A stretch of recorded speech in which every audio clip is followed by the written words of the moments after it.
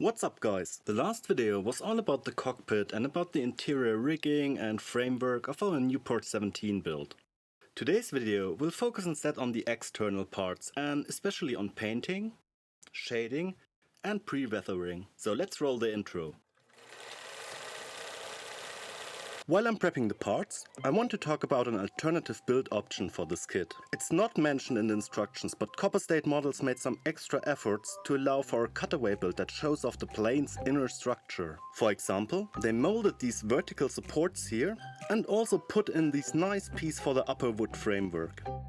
I am going to build the closed version though. However, the molded supports are still super handy because we'll use them to anchor our control cables that come out from these openings here.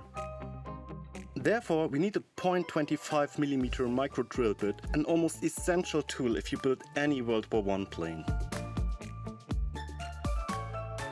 We drill 2 holes in the first and 1 hole in the second beam.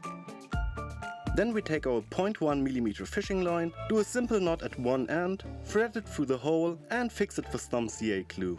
This anchor is super sturdy and we won't have to worry when we will be fastening the strings sometime in the next episode. The fuselage assembly itself is a piece of cake. I start gluing in the upper framework to give the whole construction some stability. Afterwards, it's simply clamp and glue.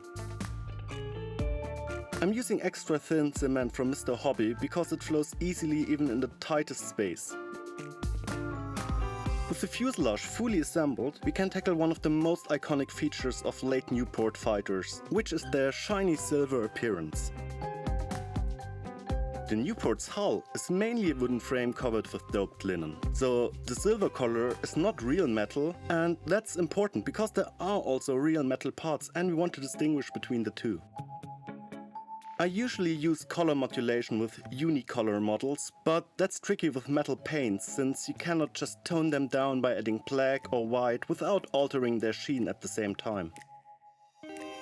So for this build, we're going to use a combination of marbling and post-shading instead.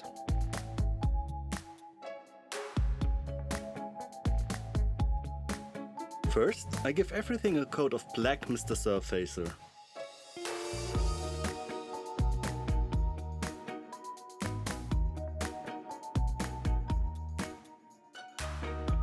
Then I mask off the wooden framework and start marbling using a 0.50mm needle and a highly diluted mix of flat white. As you can see, I'm sucking really hard at marbling, but luckily that doesn't matter because all we need for it to look good is some rough interplay between black and white. As mentioned earlier, I really want to distinguish between painted aluminum and real aluminum. So for my doped aluminum, I am creating a dull mix of about 2/3 of aluminum paint and 1/3 of plain white. Also, that's a lot of times saying the word aluminum. I recommend preparing a lot of it because most of the plane will be covered with this, and nothing sucks more than recreating a paint mix that you only eyeballed in the first place. Once the aluminum color is really dope, pardon the pun, I am applying thin layers over the marbling without completely annihilating our previous work.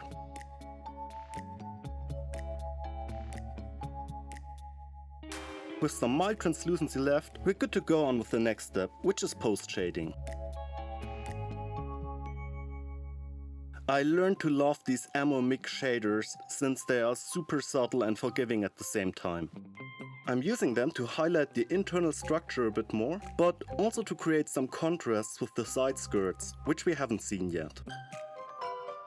The dirt shader used here has a brown greenish tint that just works perfectly in this regard. The fuselage itself has no big details except for this handle here. The handle is one of those metal parts I mentioned earlier and that I want to distinguish from the doped aluminum. Therefore, I give it a coat of alclad polished aluminum. The difference gets quite obvious once you remove the masking tape, and I hope this makes my idea of material distinction a bit more plausible. Anyway, some shading to blend it in, and we are ready for varnish. The side and top panels are painted in the same way, but once the first coat has dried, I am applying a highly diluted coat of chrome silver just to alter the sheen of these parts a bit. Both the side and the top panels were made from wood, so the idea is again to create some subtle contrast with the canvas parts. When it comes to the upper and lower wings, the painting sequence is pretty much the same. A nice coat of black primer, followed by some random white marbling and thin coats of doped aluminum. The shading, however, is a completely different animal. On the top side, we want to create the impression that the ribs are raised above the wing surface. Vice versa on the bottom side, we want them to appear slightly lower. So starting with the bottom side, we mask off everything except the ribs. Once that's done, I'm giving not more than 1 or 2 quick passes with the grey amber shader to keep the effect subtle.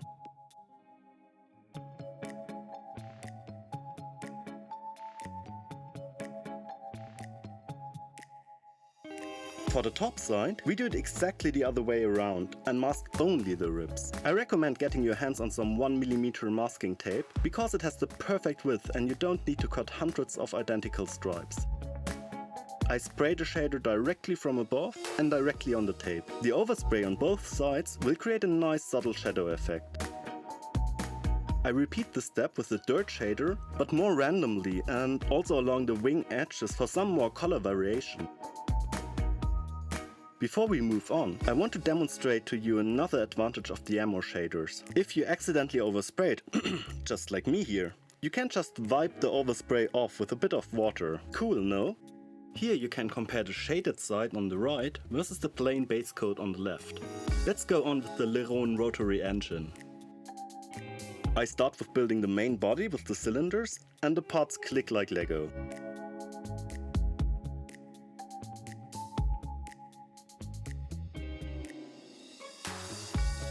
I lay down a base coat of flat aluminum, which gives a nice metal finish that looks realistic, but not polished. If you look at reference pictures, you will see some kind of heat discoloration on the cylinder, ranging from yellow to dark brown. To recreate this effect, I start out by spraying the lower half of the cylinders with some clear yellow. Then I give the whole cylinder some passes with Tamiya smoke. This does not only enhance the discoloration effect, but also creates a bit of greasy look since it dries to a glossy finish. As a last step, I'm applying some all-clad exhaust manifold in a gradient from top to bottom. This nicely represents the strongest degree of discoloration and, at the same time, blends together our previous work.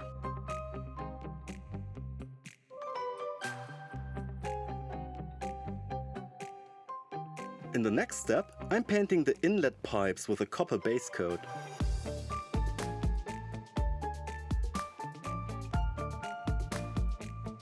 Following this, I again apply a gradient coat of exhaust manifold from top to bottom to simulate the heat exposure.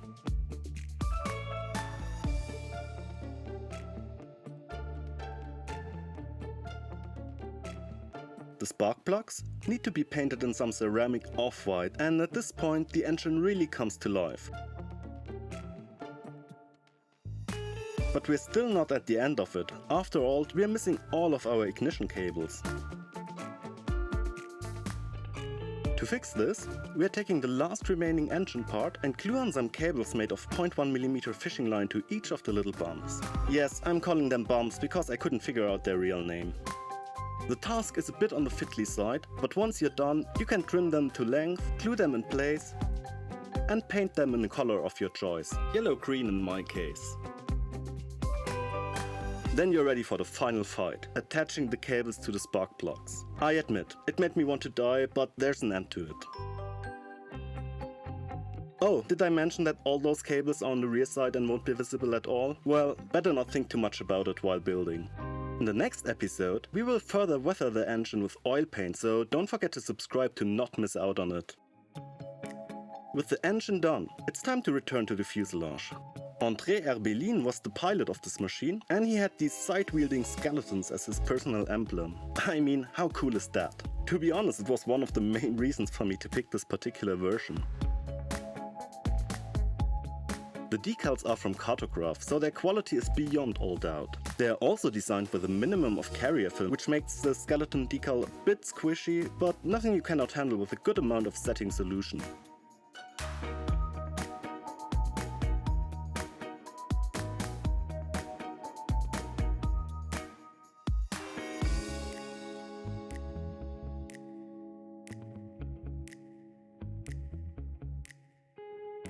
Since the fuselage surface is perfectly plain, there's no need for decal softener. So once you positioned the decal and removed any underlying bubbles, you're good. The blue sun, the symbol of Herbelin's unit, or escadrille as the French fighter wings were called, is much more straightforward and no obstacle at all. There are, however, a few decals where we need that sweet softener, namely the roundels on the wings, since they have to fit snugly around the molded laces.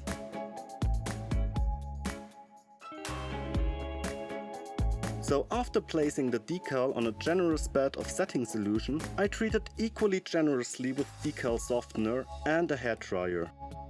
Usually you have to be careful to not apply too much heat to the plastic part, but the wings are quite sturdy and they can take their fair share. After repeating this treatment 2 to 3 times, the decal sits on the wing like a second skin and is ready to be sealed with varnish. Whew! That were a lot of decals. Let's hop over to something more pleasant and paint the propeller. Luckily for us, the Nieuport wasn't a German aircraft and therefore had no laminated propeller. Those laminated beasts look super cool, but they mean a lot of work and you can do a whole video on them alone. For us, that means once we have brushed on the beige base coat, we can jump straight to the oils. For the wood grain, I'm applying an oil dot technique that I read about in the AK Aircraft FAQ. Similar to an oil dot filter, I paint on small dots of brown, red-brown and dark brown. Then I take an old brush and streak the oil dots downwards. After roughly 24 hours, I brushed on another layer of dark brown to get an even more pronounced grain pattern.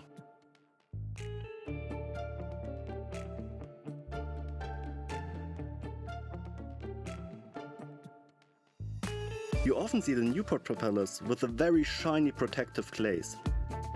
To recreate this, I am mixing smoke and clear red in a ratio of roughly 50-50. This is then brushed on the propeller in thin layers, just like you would do with a real piece of wood. After that, there's nothing more left to do than putting on the manufacturer decals and painting the air screw.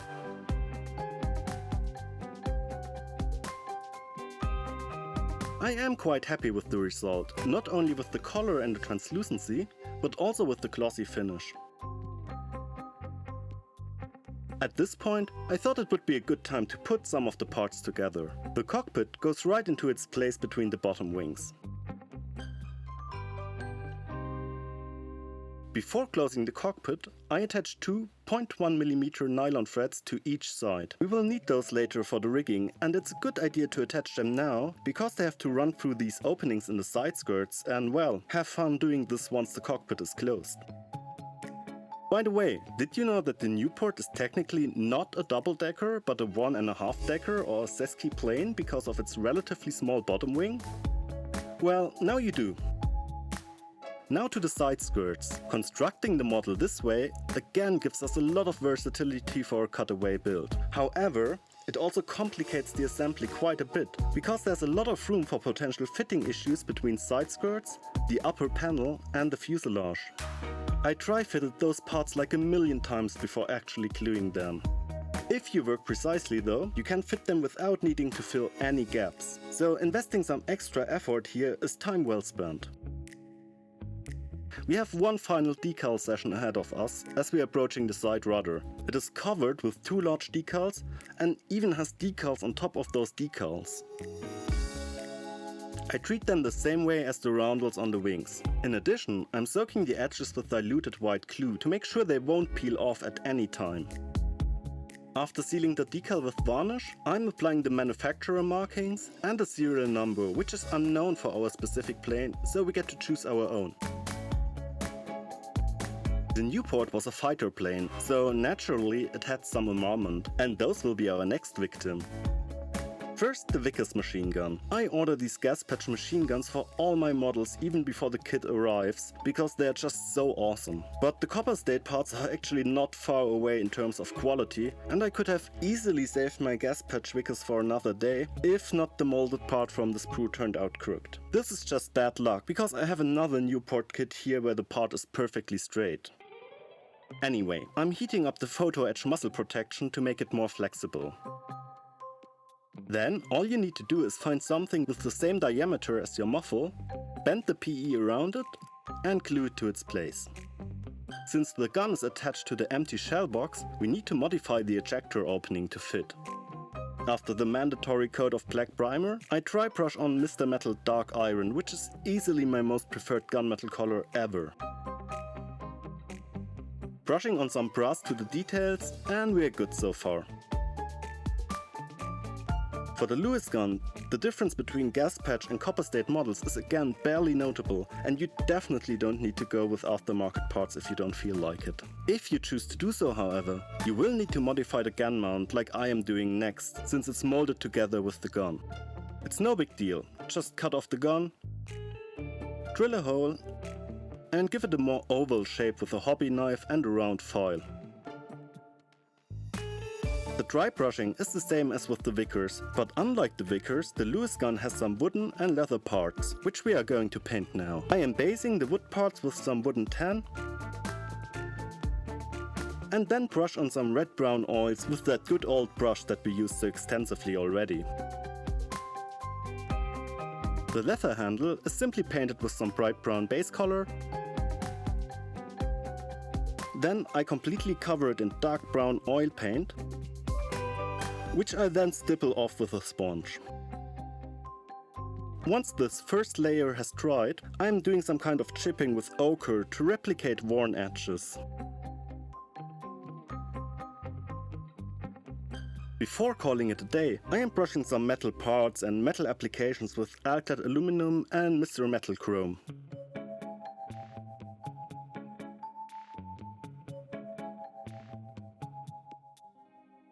So that's it for today.